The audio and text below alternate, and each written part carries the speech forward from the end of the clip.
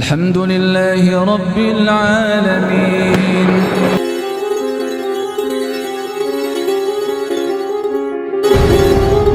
Ketika sakit, inna lillahi wa inna ilaihi raji'un, sesungguhnya segala penyakit ini datang dari Allah. Sehingga ada optimisme yakin bahwa suatu saat Allah juga akan mengambil kembali penyakit itu.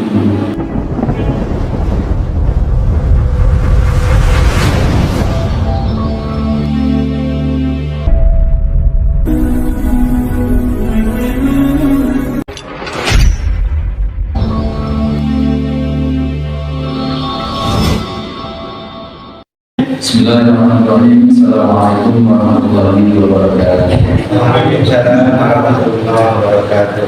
Alhamdulillah, nahmaduhu wa nasta'inuhu wa nastaghfiruh wa na'udzu billahi min shururi anfusina wa min sayyiati a'malina.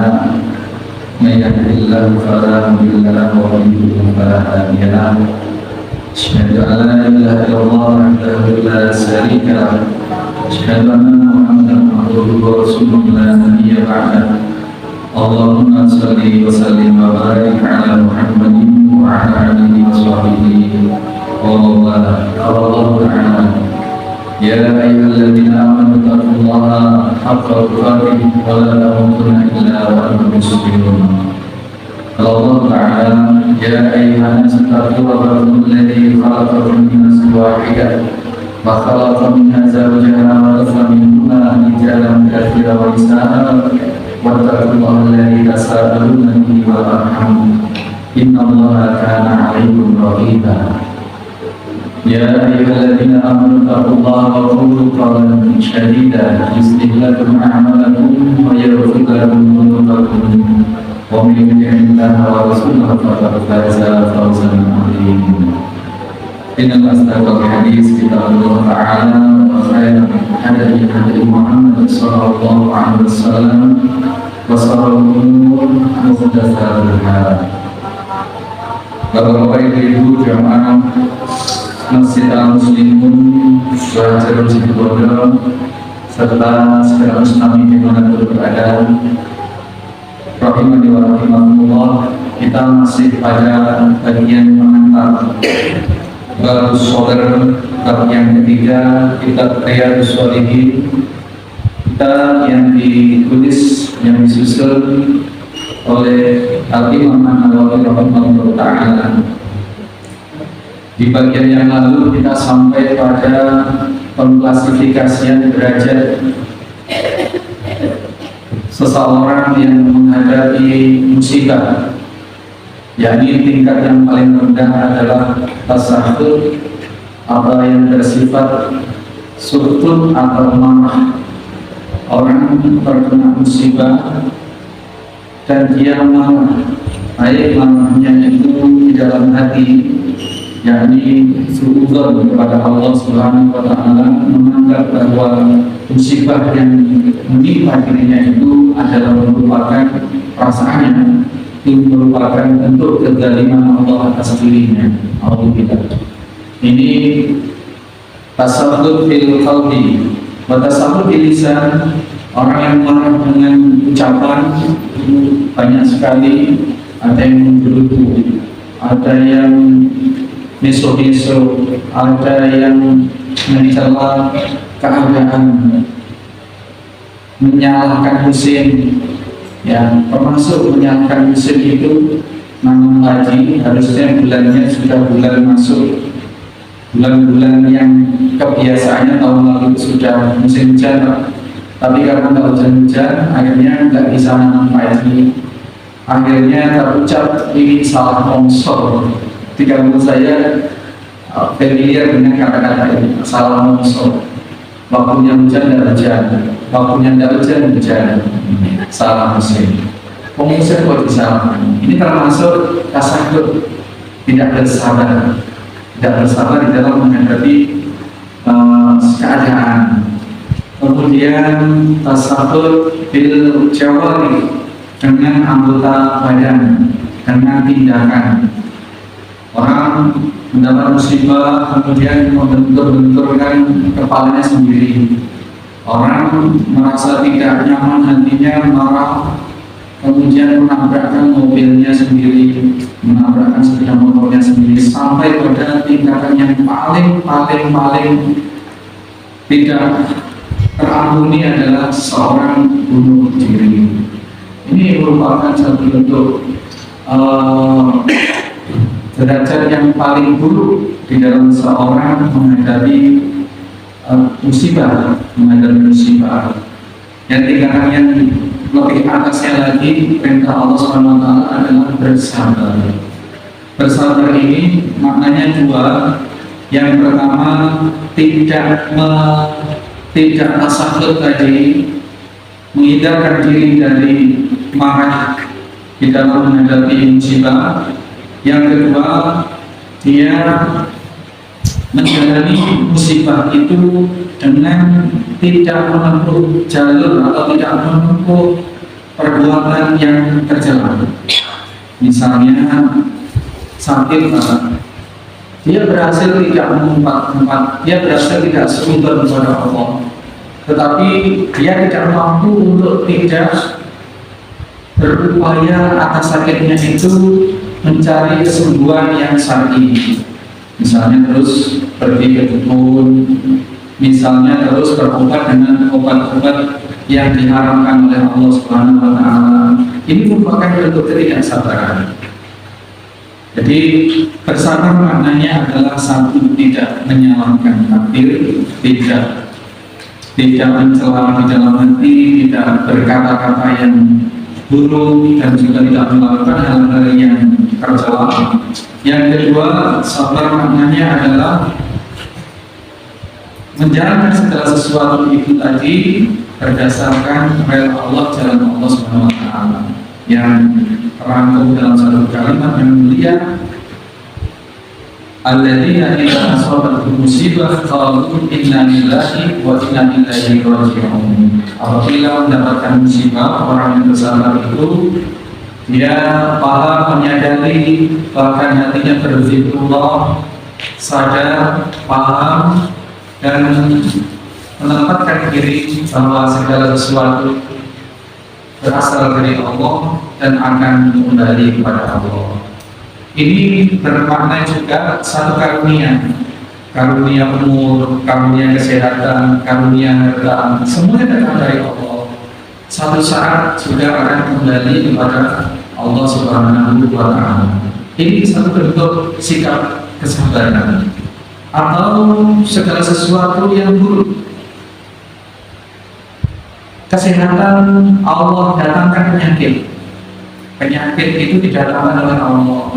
Ketika sakit, inna lillahi wa inna ilaihi raji'un, sesungguhnya segala penyakit ini datang dari Allah. Sehingga ada optimis dan yakin bahwa suatu saat Allah juga akan mengambil kembali penyakit itu.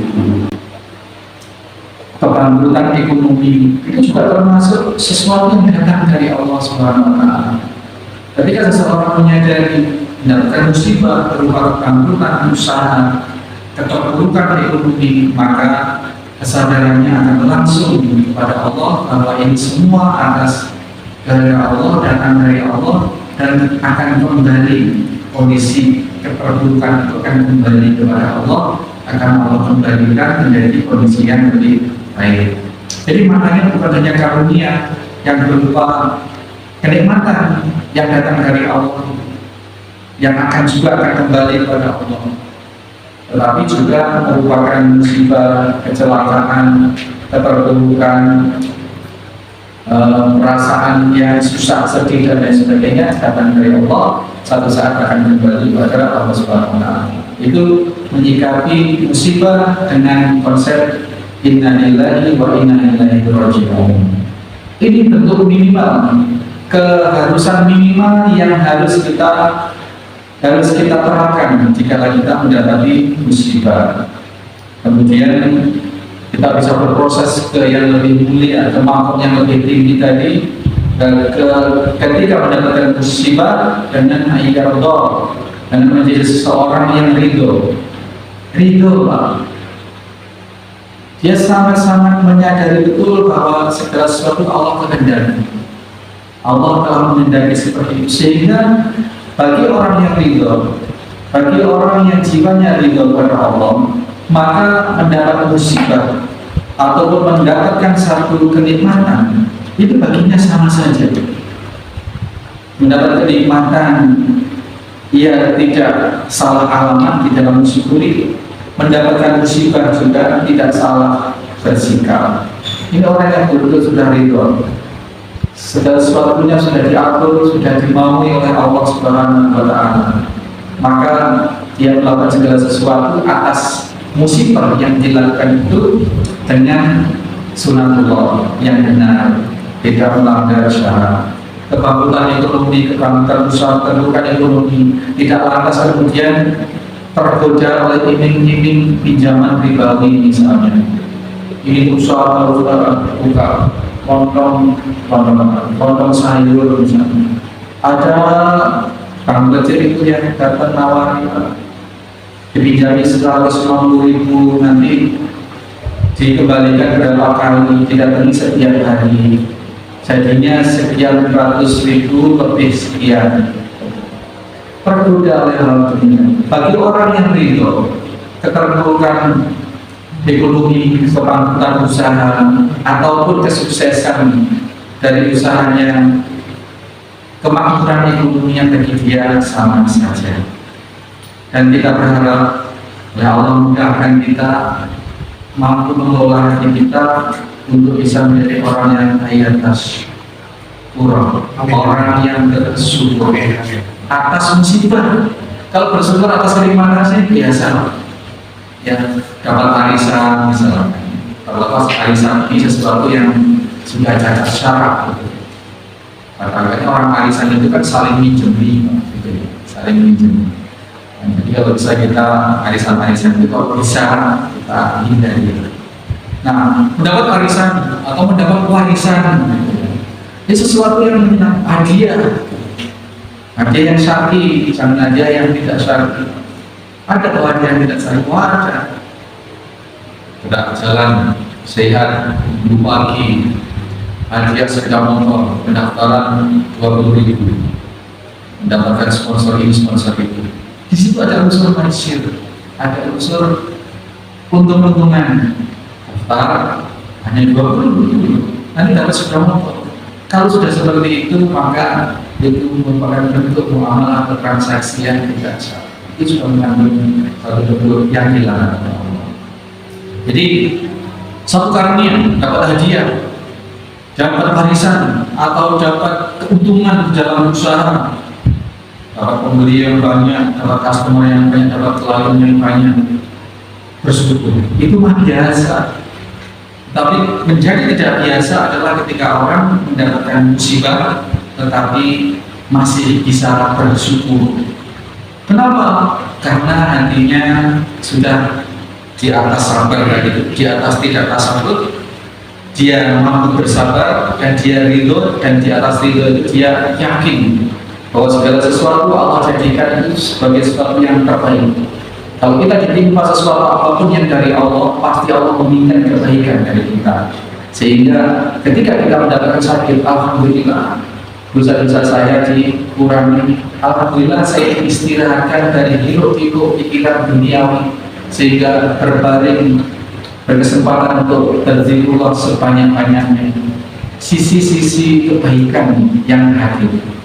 Ada seorang syekh yang cerita kisahnya.